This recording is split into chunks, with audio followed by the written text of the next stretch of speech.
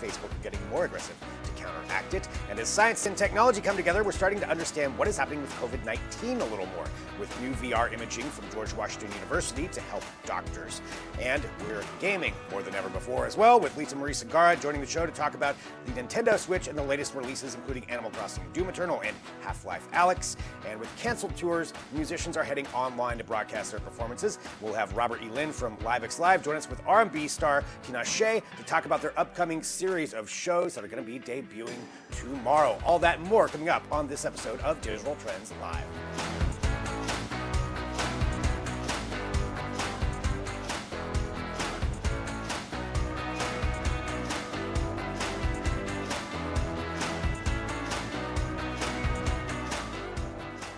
And hello, everyone. This is Digital Trends Live. Thanks so much for joining us wherever you are. We do appreciate it. We broadcast live here every weekday, 9 a.m. Pacific, noon Eastern, bringing you trending tech headlines, news, interviews, discussions, and so much more, all while broadcasting live across a number of different platforms. We're on Periscope, Twitter, Twitch, Facebook, LinkedIn. We're on Dailymotion. We're on Apple News. We're on 2 different mobile apps. We're on a smart television app, and we're at digitaltrends.com/live. So wherever you're finding us, you can join in the conversations that we get to have. There's a lot to talk about today. Some great guests joining the show, and I thank you all for joining me here in my living room, because that's where we're broadcasting from. As everybody's working from home and working remote, we're still here bringing you this show. So let's get started here and get you up to date with some big trending news that is happening right now. And certainly the battle against coronavirus is obviously the trending story, but it's how it's being handled and waged online that I want to talk about right off. And this has to do with Twitter and Facebook fighting misinformation. It is crazy how much misinformation is out there, and I'm sure probably all of us have come across it to some extent, maybe even fallen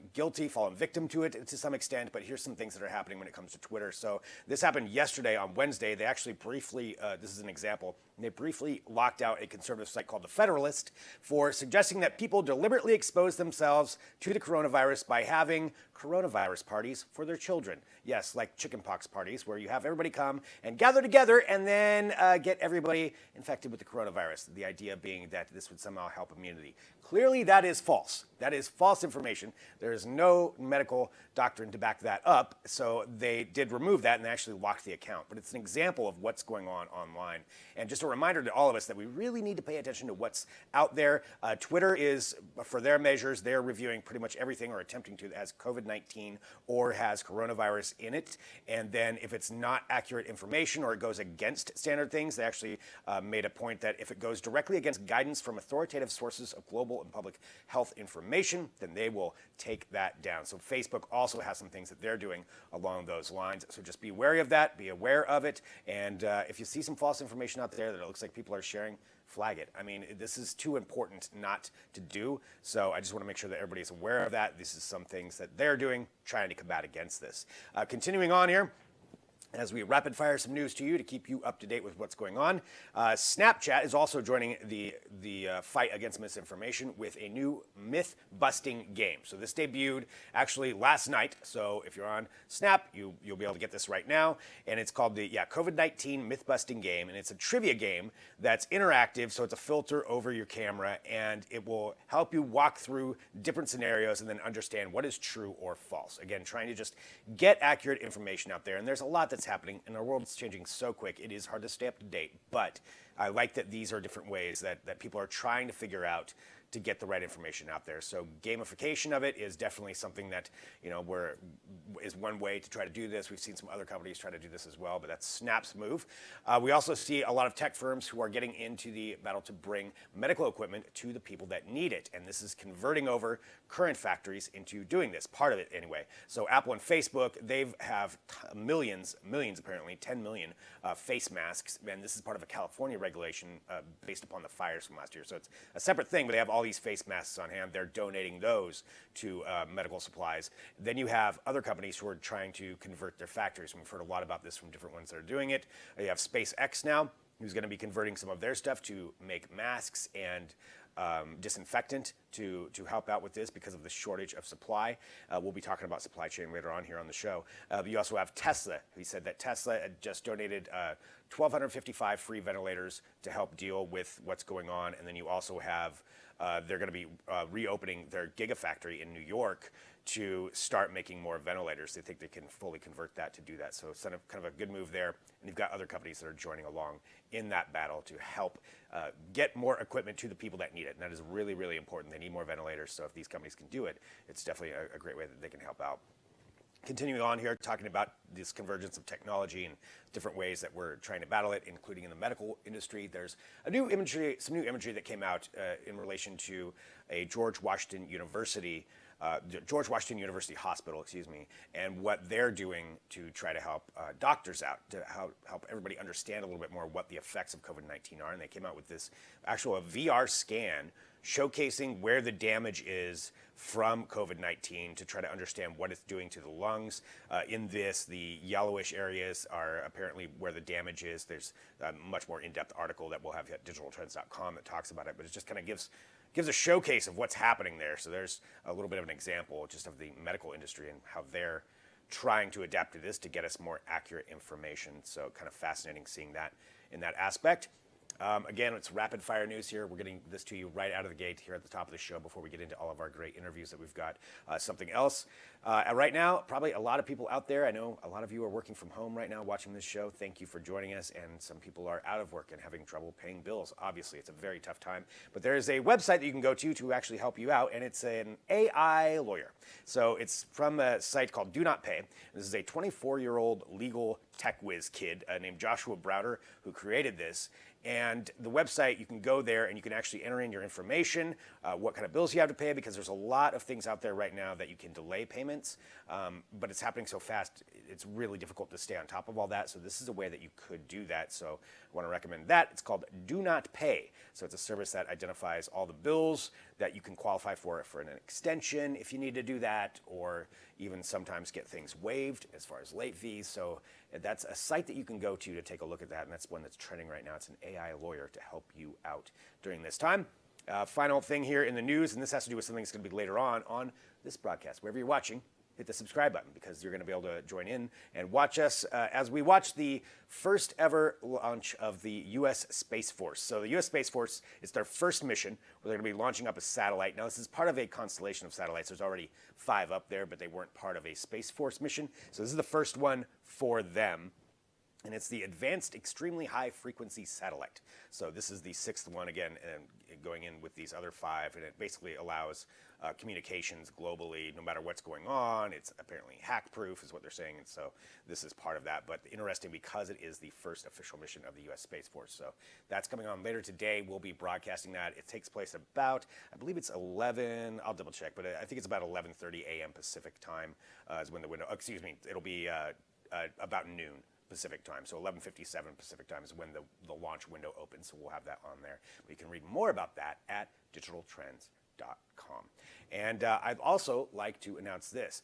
We'd like to announce a brand new series that is coming here to Digital Trends, and we're really excited to bring this to you. So it's called The Car Buying Guide, presented by American Family Insurance. It's hosted by Tim Walbridge of 503 Motoring, and on each episode, he will help you learn how to be informed and confident when buying your dream car. Tim will share how you can choose a model that fits your lifestyle, how to prioritize options and features, and basically have you ready to go when the time comes. So you can watch the first episode now at this link, and upcoming episodes will feature green vehicles, motorcycles, budget-friendly choices, utility vehicles, and a whole lot more. So we're really excited about that, so follow the link to find out more information about that.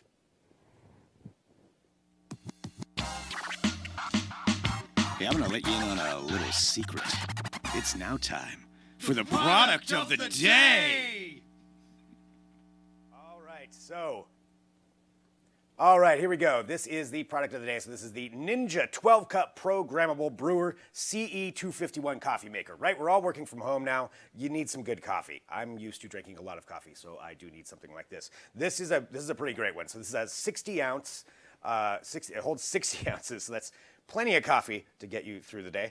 It's got a hotter brewing technology, so it's got an advanced boiler in it. It's got a 24-hour programmable delay brew, so that way you can set it 24 hours in advance, and then you don't even have to think about it in the morning, like get ready to work and like, oh, I forgot to brew coffee. No, you don't have to worry about that. It's also got a removable container here for the water, which is really cool. So the water reservoir, you can pick it up. You don't have to actually fill up your the carafe here and then dump it in and then get it all over the place like I just did to my house this morning, which is why I'm glad you can't see my kitchen right now.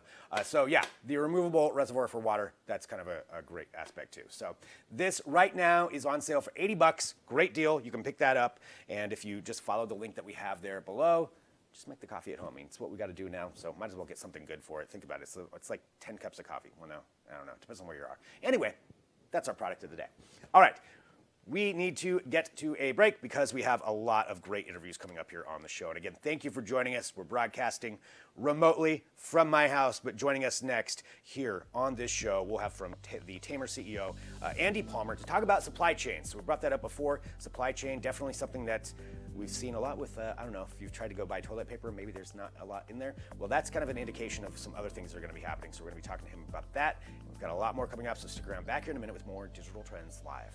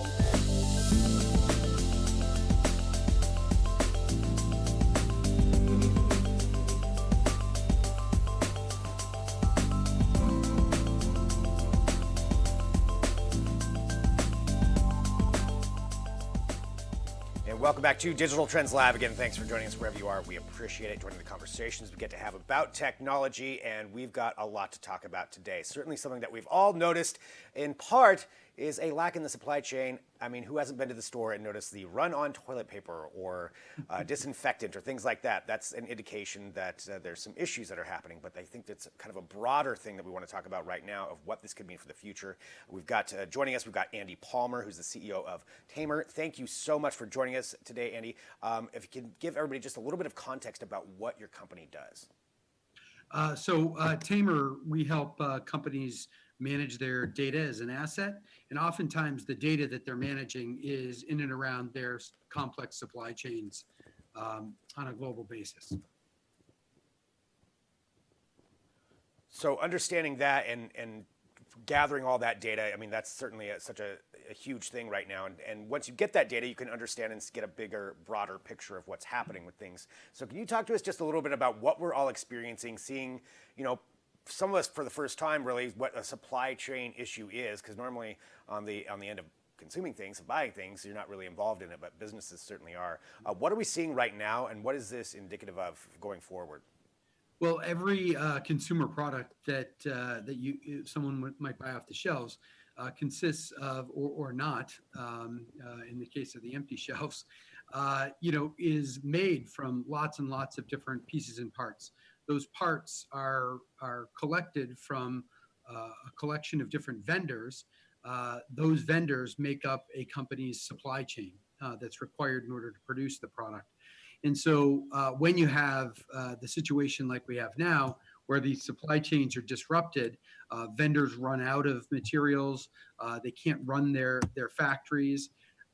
There's a kind of a scramble that goes on to find alternative vendors, to find out who has inventory of the pieces and parts that you need in order to make the products that you can ship out. And data and information about what alternative vendors are out there and how much stock they have and which parts might be used as replacement parts is kind of a critical function inside of a business in order to try to keep the lights on and try to keep shipping product despite these massive disruptions in global supply chains. So seeing these, massive disruptions and seeing where we're at right now, we've heard a lot of things about companies in China. Obviously, the manufacturing in China, it seems like it virtually stopped for a lot of tech firms. What does that mean, I guess, going forward? Or do we have any kind of examples of what we can expect? Because we see it now, obviously, with the very visual thing that we're all experiencing with the toilet paper and the disinfectant and things like that. But what else down the line should we be preparing for? Yeah, I think that there are two really important things that have to happen. Companies need to improve their redundancy. They need to have lots of backup suppliers and backup and alternative parts that they can use as replacements when these supply chains go down. I think what's happening, based on what we've seen, is that it looks like China's kind of leveling out, and anecdotal evidence, through my network is that Chinese manufacturing and suppliers are coming back online, and parts are shipping, and hopefully that'll be a good impact for us as consumers. That when we come back online and start consuming, if we're maybe a month or two behind China, that those supply chains will be back up and running again. So I'm optimistic that it'll happen, but the companies that are going to survive the best through this crisis are the companies that have lots of redundancy in place. They have lots of alternative vendors that they can buy from in their supply chain, and they have a really good handle on the information around how they manufacture their parts, so that they can find replacement parts that serve as equivalents. Since in many cases their primary suppliers and the primary parts that they buy will be unavailable due to the disruption. So it is really an important time with all of that data that people can get and that companies can get to understand where there are other options. When they get all this data from you, from Tamer, what are some of the different things that they can do with that to help broaden their supply chain? Well, it's no different than what we go through as consumers, right? As we've all been hit with the limitations of this crisis, and we can't go shopping or buy things at the places where we usually do. We turn to alternative vendors, in many cases Amazon. So you look at what Amazon has done in hiring these hundreds of thousands of new workers. They're just satisfying the demand that shifted from bricks and mortar over to online and Amazon. And so almost every company has to go through that same process of, well, I can't buy from the vendor that I used to, so now I have to buy from somebody else. And a lot of that, in terms of B2B, is moving online. So there's kind of just as consumers are moving from buying bricks and mortar and relying on bricks and mortar to buying from the likes of Amazon and Walmart online, big companies are also sort of migrating their suppliers and diversifying their suppliers so that no matter what kind of a disruption occurs, they've always got these backup vendors that they can buy from and know immediately which alternative products that they need to buy in order to keep the lights on.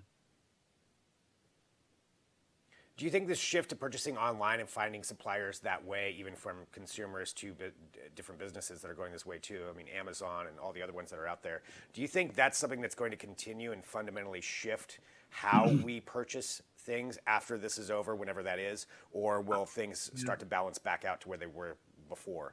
I think there's always going to be a role to play for bricks and mortar, but I think this is a massive validation that buying things online is a much more reliable form, and that any of the old dogmatic behaviors of, oh, I just have to go and get this in the physical store, I think that's kind of been blown apart in this crisis, and people now are getting used to just buying from online stores such as Walmart online or Amazon. And I don't think that behavior is going to change. It's going to be easier for people once they place that first or second order online. It's much easier to just go and click one button and say buy again than it is to get in your car and go to the store and walk up and down the aisles. So I think this is in some ways a silver lining of this crisis. Is supporting a massive change in buyer behavior from bricks and mortar to online. Yeah, I mean, for a lot of people, even if they weren't doing it before, now they've tried it out. Even those people who were reluctant to do it before, now they're in. So yeah, it's going to be interesting to see how it all goes out. But Andy, I want to say thank you very much for joining us to talk about this. And again, Tamer, for businesses out there who want to better their data, go there, talk to Andy and his team, and they can help you out. And Andy, thank you so much for being here on Digital Trends Live. Thanks so much. Great to be here. All right, so fascinating look at that, right? Because these are things that are the ramifications and just things that are tangible to us now that we didn't even ever maybe really think about. We're all seeing happen right before our eyes. So we've got more coming up, though. We're going to talk about some gaming next, including the Nintendo Switch. You're lucky if you have one because there's not a whole lot of them out there right now. But we're also going to talk about that and some new game releases. We've got Lisa Marie Segarra joining us, so stick around. Back here in a minute with more Digital Trends Live. Yeah.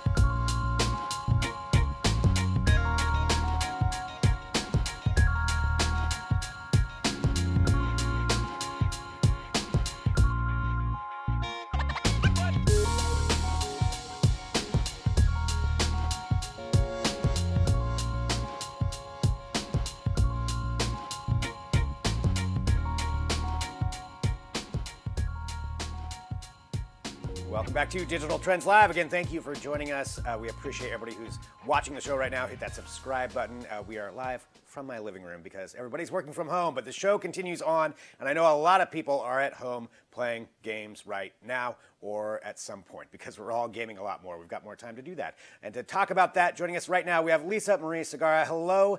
Thanks for joining us. I hope you're doing well right now, but I'm excited to hear what you want to talk about when it comes to some games. Where do we want to start? Well, I'm going to just get some very coronavirus specific news out of the way. Obviously, it is what everyone's talking about. And gaming related, Nintendo has decided to donate 500 masks to Washington, which is where their distributions are set up. And it's really big. They also did unfortunately have a worker in that area contract coronavirus.